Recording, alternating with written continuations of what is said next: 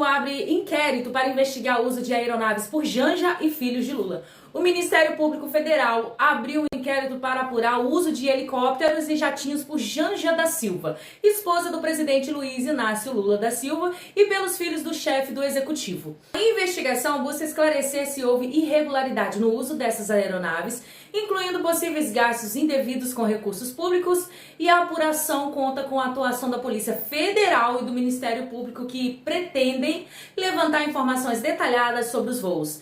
Bomba! É breaking news! Lula, Janja e os filhos de Lula estão sendo investigados pelo Ministério Público Federal por conta do sigilo, dos gastos exagerados e de irregularidades na presidência da República. Leia aqui comigo essa notícia bombástica, quentinha, que acabou de sair na Veja, e fica comigo porque lá no final desse vídeo eu vou te contar como que essa investigação aqui pode ferrar com Lula e com todos os seus planos políticos para 2026. Olha aí comigo, ó a manchete. MPF, Ministério Público Federal, investiga Planalto por omitir dados sobre filhos de Lula e Janja. Na mira dos investigadores estão supostas irregularidades ocorridas na presidência da República e incluem uso de helicóptero e despesas do Palácio do Alvorada. Finalmente, gente, finalmente, o MPF, que existe justamente para defender a sociedade, começou uma investigação contra a gastança e o desperdício de dinheiro público de Lula e Janja, que já tem mais de 2 anos acontecendo. Tudo para custear um estilo de vida luxuoso e irreal desse casal de ostentação. Bora aqui para a notícia. O Ministério Público acaba de abrir um inquérito civil para investigar a caixa preta criada por Lula no Palácio do Planalto, com a decretação de sigilos de 100 anos e outras práticas já condenadas por entidades da transparência e até pelo próprio governo petista, quando o alvo das críticas era, claro, a gestão de Jair Bolsonaro. A investigação, aberta na Procuradoria da República do Distrito Federal, apura supostas irregularidades ocorridas na presidência da República e mira alguns casos concretos em que o Palácio do Planalto sonegou informações que deveriam ser divulgadas de acordo com as regras da transparência pública. Exatamente. Quem lembra do Lula na campanha eleitoral dizendo que iria acabar com o sigilo de 100 anos do Bolsonaro, hein? Você ficou feliz com essa notícia? Então curte o vídeo antes de assistir a esse vídeo aqui que eu vou te mostrar rapidinho. Bora lembrar aqui que vale muito a pena. Olha aí, ó. E eu vou fazer uma coisa pra você, vou fazer um decreto acabando com o seu sigilo de 100 anos. Pra saber o que tanto você quer esconder por 100 anos. Eu vou fazer um decreto, assinar, pra saber o que esse homem esconde por 100 anos. E eu vou fazer... Gente, mentiroso e hipócrita, hein, Lula? Aí ele entrou na presidência, Janja começou a gastar doidado o nosso dinheiro com reformas do Alvorada, viagens de luxo, e o que foi que o Lula fez? Gente, ele colocou tudo em sigilo de 100 anos. Olha só essa matéria aqui do Jornal o Globo. Após críticas a Bolsonaro, Lula eleva gastos no cartão corporativo e mantém sigilos de 100 anos no patamar do antecessor. Mas agora, gente, parece que acabou a farra. Lula e Janja estão na mira do Ministério Público e Lula pode repetir os seus anos de glória da Lava Jato. Ou melhor, seus anos de tormento na Lava Jato. Bora continuar a leitura da reportagem bombástica e vai deixando aí o seu like para mais gente ter o gostinho de ver aqui essa notícia. Os investigadores querem apurar os motivos que levaram o governo Lula a esconder as informações sobre a quantidade de assessores que auxiliam a primeira-dama Janja. Também buscam informações sobre o uso do sigilo com relação à visita dos filhos do presidente. Que esse governo que está aí, ele já está de joelhos. Não à toa, agora que ele vai controlar o Centrão, porque ele tem a grana, ele tem 2 trilhões, ele vai querer ir pra porrada. Se for cumprida a promessa de entregarem para o PT 2 vagas no TCU, acabou. O presidente de direita, se for eleito em 2026, não vai conseguir governar, porque o TCU estará dominado pelo PT. É isso, né? Qual é o preço? Eu quero terminar esse ponto lendo um post que o Leandro Ruschel, ele publicou. Eu achei muito importante esse post do Leandro Ruschel.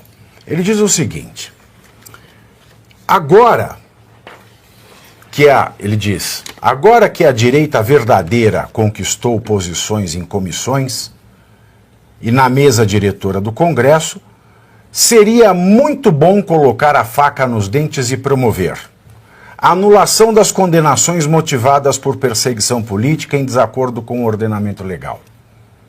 Denúncia sistemática de todas as ilegalidades, atos de corrupção e perseguição política cometidos pelo regime.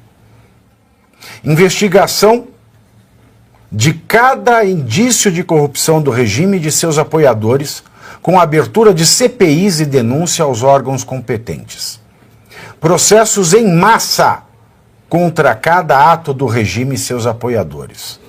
Ações de militância como protestos de rua, greves e qualquer outra forma de manifestação pública pacífica. Impeachment do descondenado.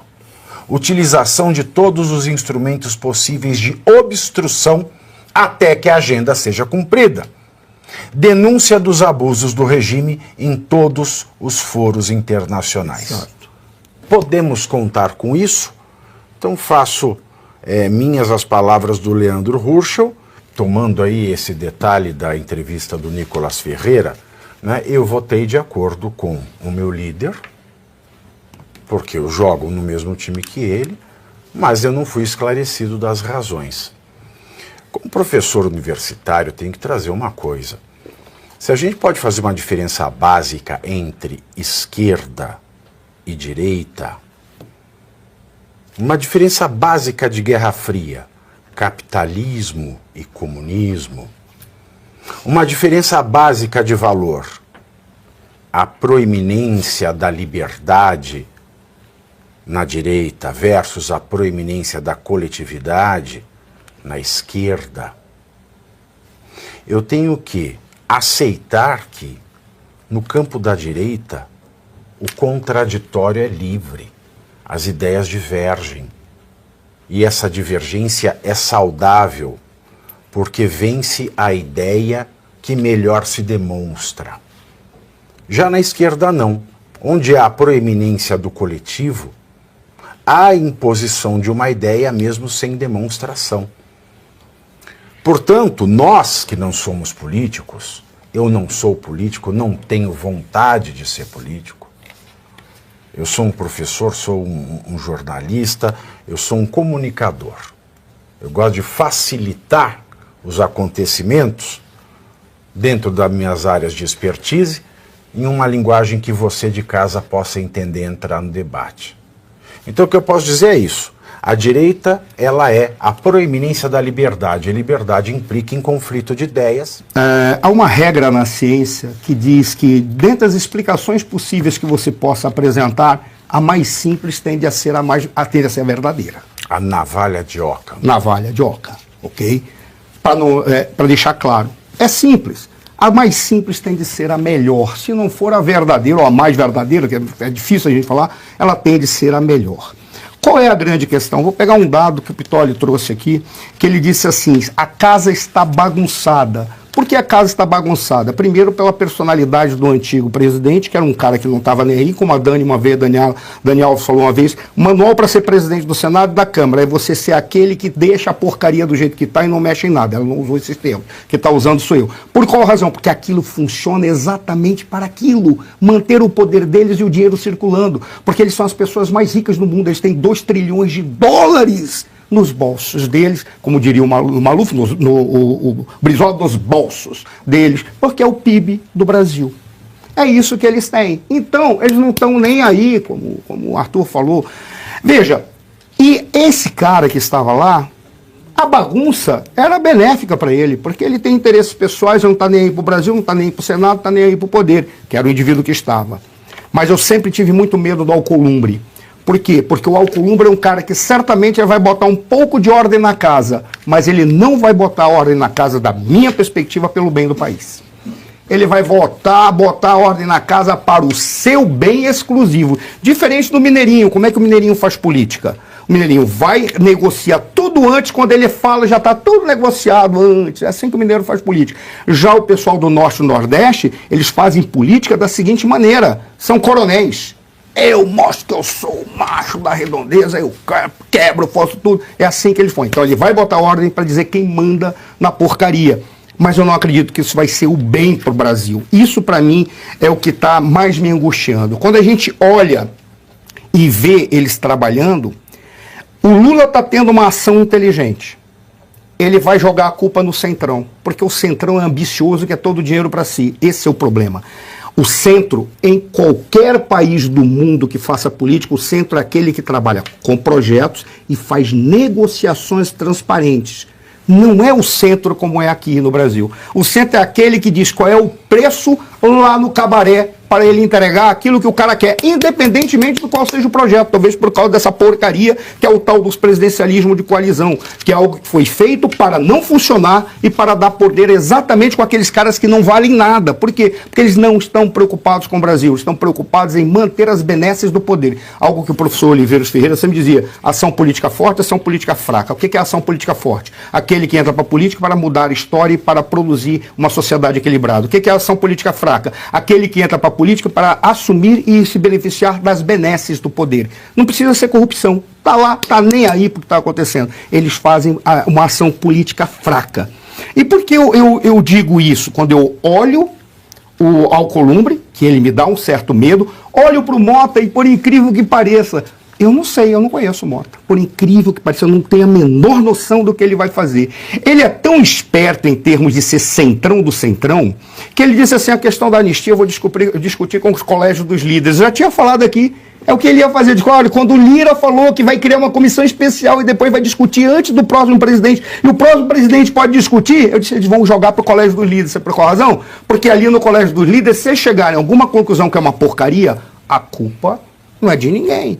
Mas ele vai chegar lá e vai ficar prorrogando. Em Brasília, eu sempre falo, quando você não quer chegar a lugar nenhum, você marca 2 reuniões. A primeira para marcar a segunda para criar um grupo de trabalho. Aí você fica ali, ó, décadas, sem resolver nada. Que é o que eles vão fazer, porque eles não estão preocupados com as pautas ideológicas. Olha que coisa mais, com todo respeito às suas excelências, que coisa mais de cortesãs que vendem o corpo e a alma. O que ele está dizendo é o seguinte, interessa aquilo que é concreto. O que é concreto? Aquilo que você paga eu entrego na hora.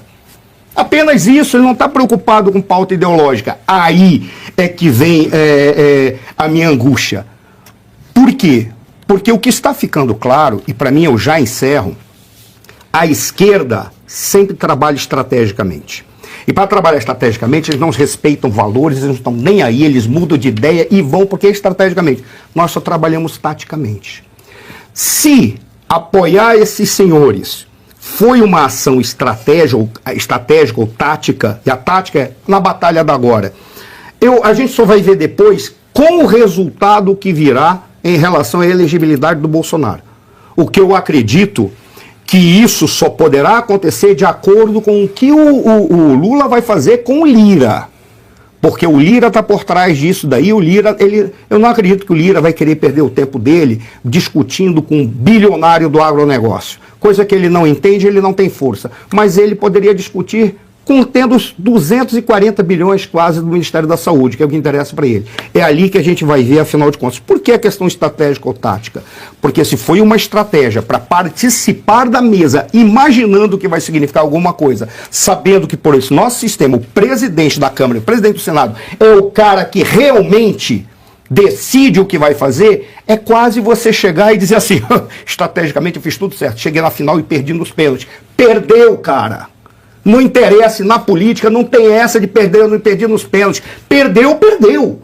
A única coisa que poderia ter significado seria perder nos pênaltis se tivesse investido num cara que, mesmo que tivesse perdido, ele poderia dizer assim, eu vou agora usar os instrumentos do regimento. Quais são os instrumentos do regimento? Não passa mais um fio de cabelo nessa porcaria aqui.